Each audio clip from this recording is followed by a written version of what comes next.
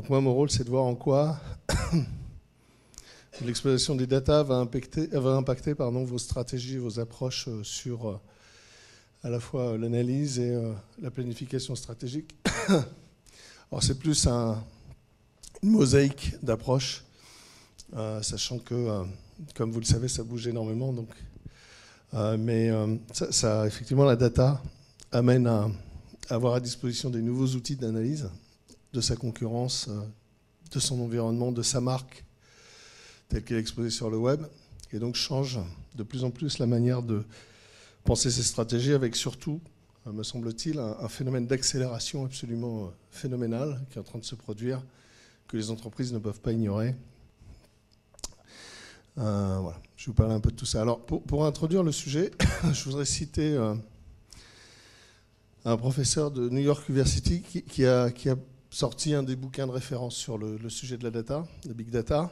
Il faut savoir, intéressant, c'est que son bouquin, Data Science for Business, est un des 5 premiers bouquins vendus dans les MBA aux États-Unis. Voilà, ce qui est un indicateur, c'est que le sujet vraiment prend énormément d'ampleur. Et ce que dit Foster Provost, c'est que ce qui change avec la big data, c'est pas qu'on a beaucoup de données, c'est qu'on a des nouvelles données. Voilà. Et ça, c'est un point qui est tout à fait essentiel à comprendre. Ça a déjà été largement décrit ce matin, puisqu'on a parlé de plein de nouveaux types de données, aussi bien sur les objets connectés que sur les données de surf. Mais c'est vraiment ça la grande révolution, c'est qu'on a plein de nouvelles données qui vont nous permettre de prendre les bonnes décisions et agir de façon pertinente sur nos actions marketing et nos consommateurs. Alors l'exemple qui prend, ça c'est disponible sur YouTube. Cet exemple qui vous intéresse très certainement est pris dans l'exemple dans le secteur bancaire. Et en fait, l'exemple qu'il donne, c'est des scores de cross-selling, upsell, cross-sell. Et en fait, au départ, la ligne bleue, c'est les upsells, les scores de cross-selling qu'il arrive à construire à partir des données, on va dire classiques, CRM, transactions, etc. Et puis en rouge, et en fait, ce qu'il explique, c'est qu'il a 120 grands critères et qu'il a un seuil. Au bout de 15 critères, ça plafonne, une asymptote. C'est-à-dire qu'il n'arrive pas à expliquer plus et à probabiliser un achat d'un produit. Et quand il, en rouge, injecte les données issues du web, eh bien, il fait exploser ses scores de cross-selling. Voilà. Donc c'est assez simple, mais c'est comme ça qu'il démontre effectivement l'apport de ces données sur cet exemple et bien d'autres. Alors, bon, les nouvelles données, ça c'est un slide du Gartner que j'aime bien. Voilà, sont de 4 types.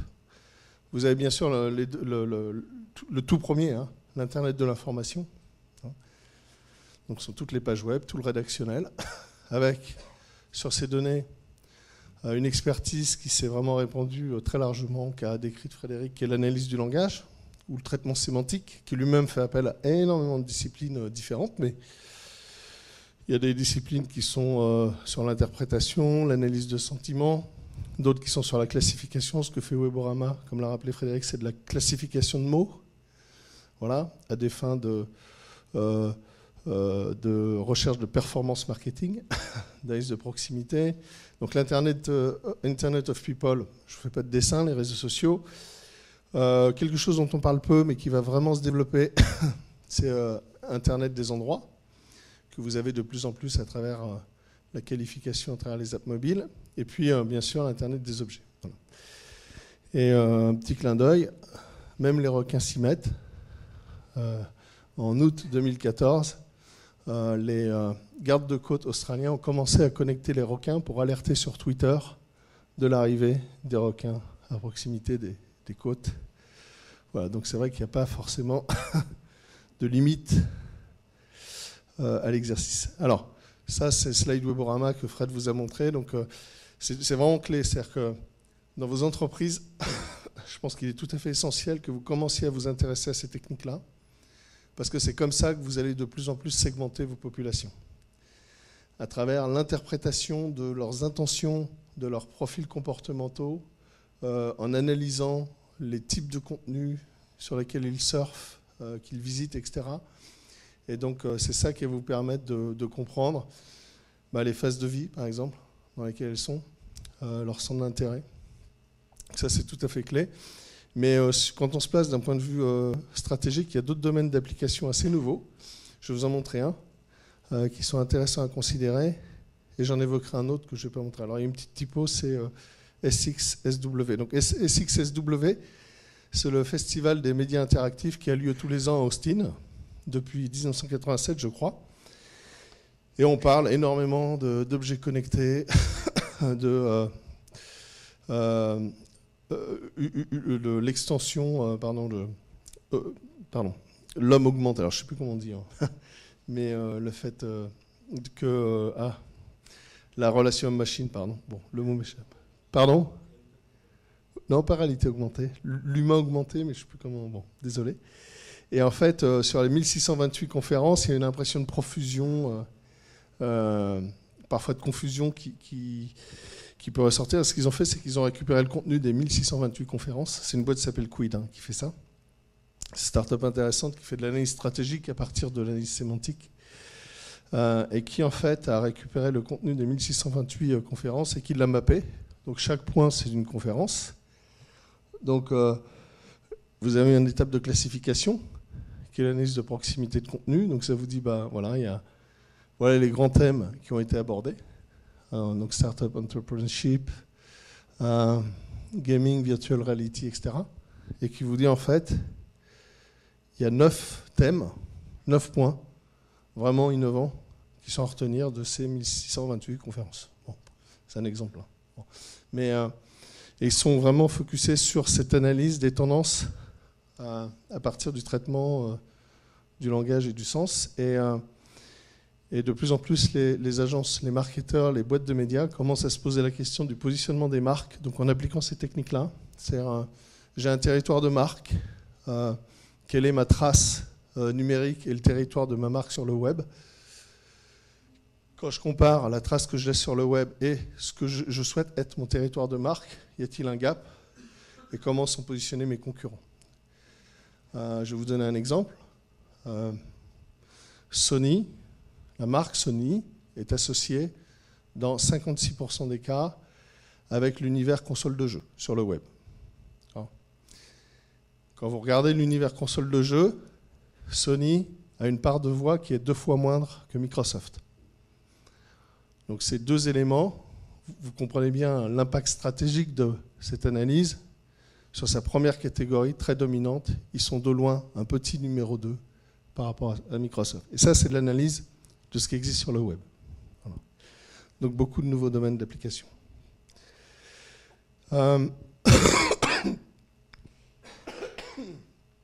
Pardon.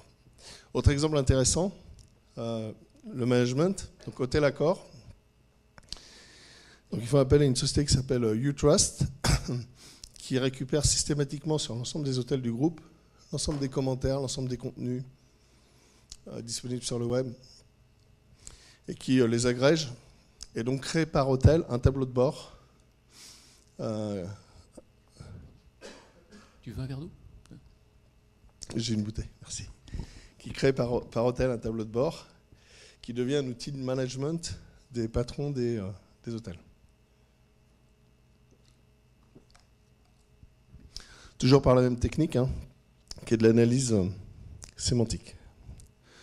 Un autre exemple assez intéressant, la veille concurrentielle, une start-up française qui s'appelle Ecosystem, qui récupère l'ensemble des données disponibles et fait en sorte d'accéder. Quand on rentre dans le système écosystème, on ouvre son réseau et donc analyse comme ça des relations entre les professionnels et génère vers Salesforce des alertes vous disant attention, votre concurrent est en contact avec telle entreprise. Donc, tout ça, c'est de la collecte, c'est du machine learning et ça se fait de plus en plus de façon très automatisée. Alors, la révolution média, Frédéric en a parlé. Donc notre métier, nous, on est en plein dedans. Hein.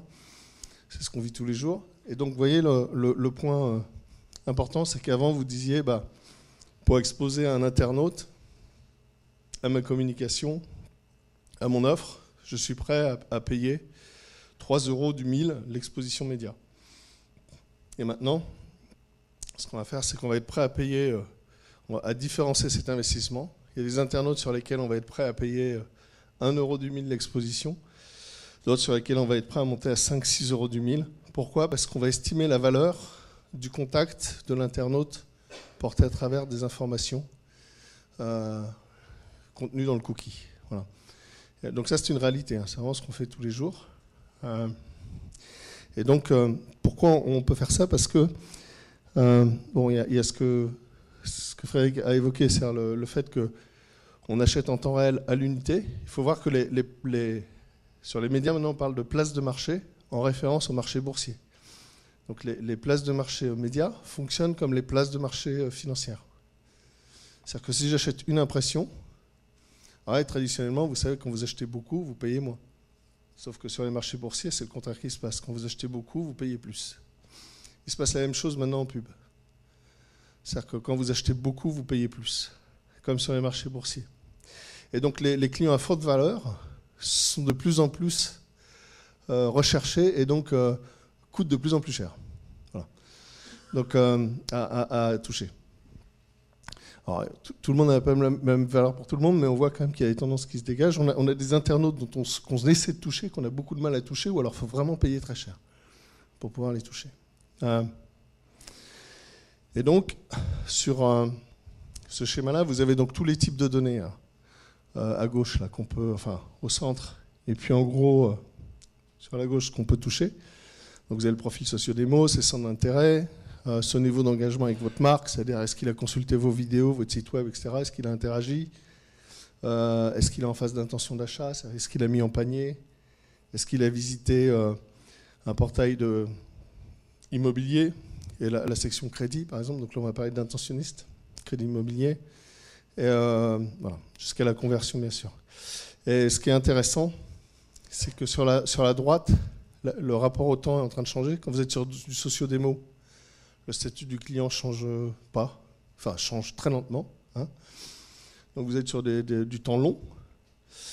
De plus en plus, on s'intéresse à l'identification du cycle d'achat. Donc au-delà de qui il est, quel est en ce moment le sujet sur lequel il est en train d'opérer, soit de prendre une décision d'opérer un achat, que ce soit immobilier, véhicule, voyage, etc.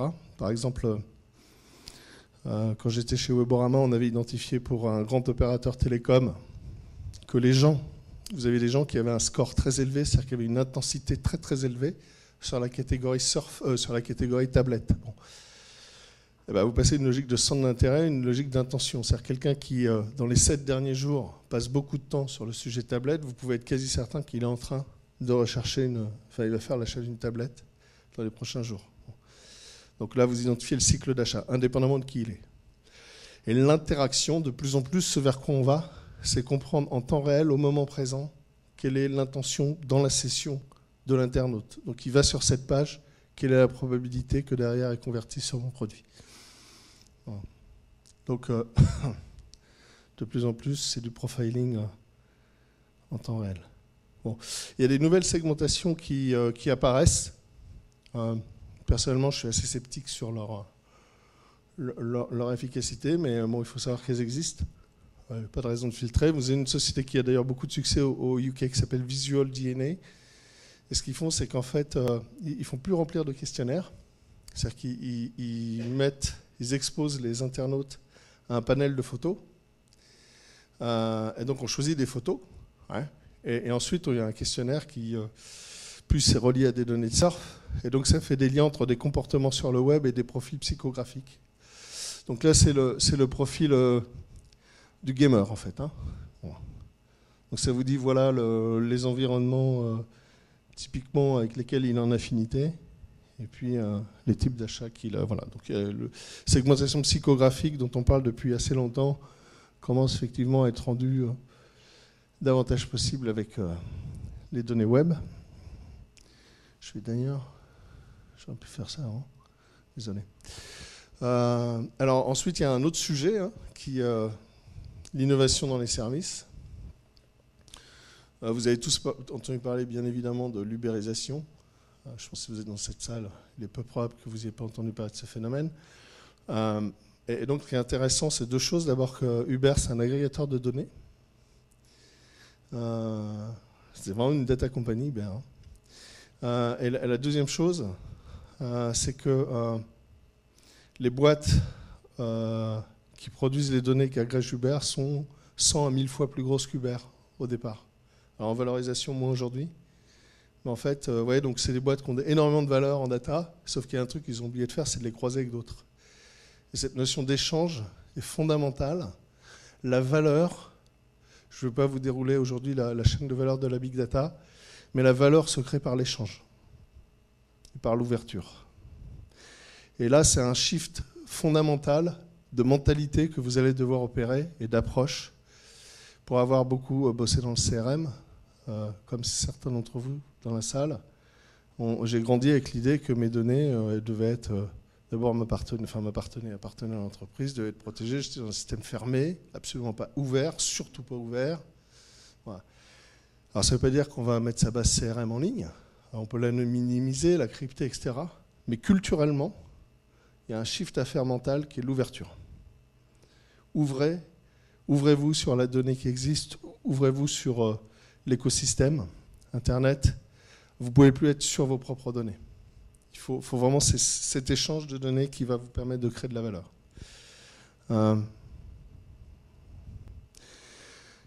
Et sur l'innovation service, donc vous entendrez de plus en plus parler des predictive apps. Les predictive apps, c'est quoi? C'est les agents intelligents, hein, c'est l'intelligence artificielle, dit autrement, que vous allez avoir dans votre poche. Donc ça, c'est une start-up française qui s'appelle Snips, qui reprend un peu Google Now, en poussant la logique un peu plus loin. Donc Google Now, qui est aussi l'application d'aide intelligente de Google, qui en fait analyse votre comportement et vous fait des propositions d'aide au quotidien, de recommandations. Et donc ici, vous voyez Snips qui historise en fait vos parcours quotidiens, qui récupère vos données d'agenda, qui log l'ensemble de vos données et qui vous dit attention, aujourd'hui saturation, enfin le trafic est saturé, il faut que plutôt que tu prennes le métro, pars dans 10 minutes parce que tu as un rendez-vous à telle heure, etc. Vous sortez du restaurant, il vous demande automatiquement voulez-vous réserver un Uber? Vous avez juste à dire oui. Voilà. Donc c'est ces agents intelligents. Donc bien sûr qu'ils vont changer la relation que vous avez avec vos consommateurs, puisque cette partie app devient essentielle dans la relation client. Et ça, c'est un exemple qui date de la semaine dernière. Intéressant, France Télévisions, qui, comme chacun sait, n'a pas de relation avec ses clients, ses audiences, a développé cette app dans laquelle, vous voyez, vous avez une première étape qui consiste à dire voilà les rubriques qui m'intéressent. Et derrière, ça vous propose, ça vous dit, ben voilà, est-ce que vous avez 10 minutes, 20 minutes, plus, et je vous fais un résumé sur ces catégories des contenus de l'actualité France Télévisions de la journée ou d'hier. Voilà. Ouais. Et donc ça leur permet de développer une relation directe avec leurs audiences, leur public. Voilà, cherchez le mot.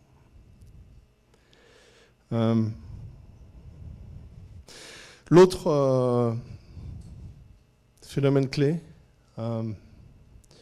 c'est l'intelligence collective qui est produite à travers les réseaux sociaux et qui est rendue possible par, puisque le sujet du jour sont et les données hein, et les algorithmes qui permettent de traiter ces données. Autre point qui est important d'avoir à l'esprit sont les... Parce qu'au fond, si vous regardez les nouveaux algorithmes hein, qui émergent avec l'essor du big data, il n'y en a pas tant que ça, mais il y a deux sujets quand même qui sont très nouveaux, qui sont le traitement sémantique, donc il y a le machine learning, hein, qui est l'apprentissage automatisé. Il y a le traitement sémantique et il y a un troisième qui est tout à fait clé, qui sont les bases de données modèle graph. D'accord ? Donc une base de données, bon, je vais faire court, mais en gros, une base de données, vous avez des identifiants et puis une caractérisation. Mais ça ne vous analyse pas les relations entre les différentes lignes de votre base. Vous voyez ? Une base de données graph analyse les relations. C'est comme ça que fonctionne le fameux social graph sur les réseaux sociaux, et c'est comme ça que vous pouvez construire des communautés d'intérêt, des affinités, etc. Et donc c'est que certains traduisent en intelligence collective. Donc vous pouvez regrouper des pôles d'experts, des influenceurs, etc. grâce à ces technologies. Et avec là aussi un phénomène fameux effet réseau qu'évoquait Frédéric, mais d'accélération de l'innovation qui est absolument considérable quand vous mettez en relation toutes ces connaissances portées par différents experts d'un sujet. Alors ça, c'est une application chez nous, Omnicom. Omnicom en Europe, c'est 4000 personnes. Et donc quand dans la vie des agences médias, il y a quelque chose qui est toujours très prenant. En ressources, ça s'appelle les pitchs. Les pitchs, c'est quoi? C'est le fait qu'un annonceur, souvent grand, parfois mondial, met en compétition les agences pour... met en compétition son budget média. Et les budgets médias peuvent être considérables en volume. Donc il y a des enjeux très très très forts. Vous pouvez impacter 5% de votre croissance sur un pitch comme ça, enfin de votre chiffre d'affaires. Donc chacun cherche à être plus pertinent. Ce qu'on a fait chez Omnicom, c'est qu'on a utilisé une logique de réseaux sociaux internes et de contribution à la génération d'idées et de recommandations stratégiques pour nos clients. C'est-à-dire que chacun peut contribuer. Et en fait, on gagne des points, on est crédité.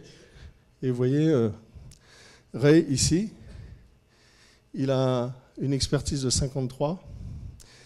Donc, et en fait, quand vous êtes... donc vous avez un score sur 100. Et donc, sur un domaine donné, vous allez gagner un score, des points, etc. Et donc, vous savez que sur tel domaine, voilà les experts auprès de qui vous pouvez mettre à contribution.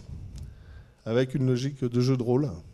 Donc il y a une logique de gamification et donc c'est un succès phénoménal puisqu'on a des populations assez jeunes dans nos groupes. Voilà. Donc l'effet est assez impressionnant. La production de richesse et d'intelligence et d'idées et de créativité grâce à cet outil est assez phénoménale. La co-création, et j'en ai presque terminé. Donc ça, c'est le cas d'Orange, qui est une initiative, donc c'est Orange Valley, qui est une initiative très intéressante qui s'appelle Imagine with Orange, qui bien sûr est au cœur de cette révolution des objets connectés.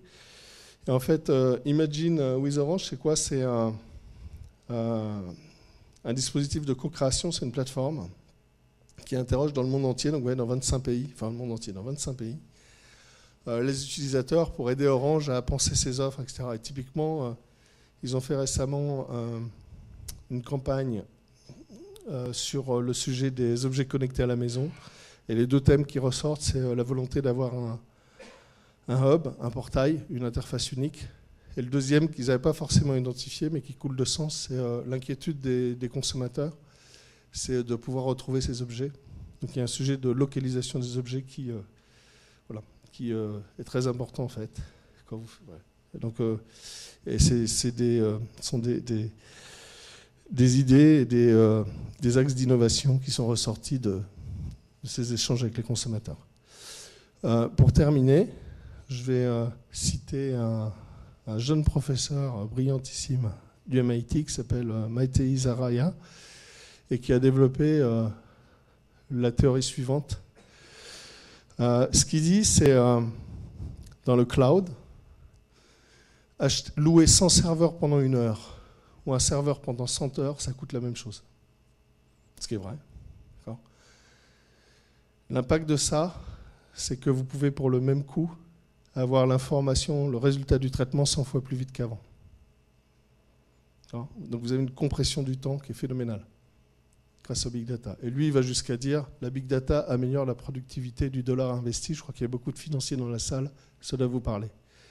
La big data améliore la productivité du dollar investi. Intéressant. Quand on est une boîte de médias, la question qu'on se pose par rapport à ça, c'est de dire, avant il fallait des mois pour installer une marque, grâce au big data, est-ce que je ne peux pas raccourcir le temps nécessaire pour installer une marque? Toucher mes influenceurs plus vite, etc. Voilà. Donc vitesse, accélération, ouverture, agilité. On est dans un monde sur lequel, vous savez, il y a beaucoup de startups qui se créent tous les jours parce que l'accès, cette variabilisation des coûts d'accès à ces technologies fait que vous prenez mais c'est vraiment la réalité, vous prenez 3 brillants ingénieurs qui maîtrisent ces technologies, ils peuvent vous monter une boîte qui va concurrencer des des boîtes nettement plus grosses, voire des groupes. C'est vraiment une réalité. Hein. Pourquoi? Parce qu'il n'y a plus de problématiques de taille critique, il n'y a plus de coûts d'accès liés à la taille, etc. Tout ça est en libre service, en PS-UUse ou ce que vous voulez. Voilà. Donc ces technos sont disponibles via une carte de crédit. Donc ça change quand même pas mal de choses. Sur la façon de penser vos stratégies. Voilà, j'en ai terminé pour ce qui est de mon exposé.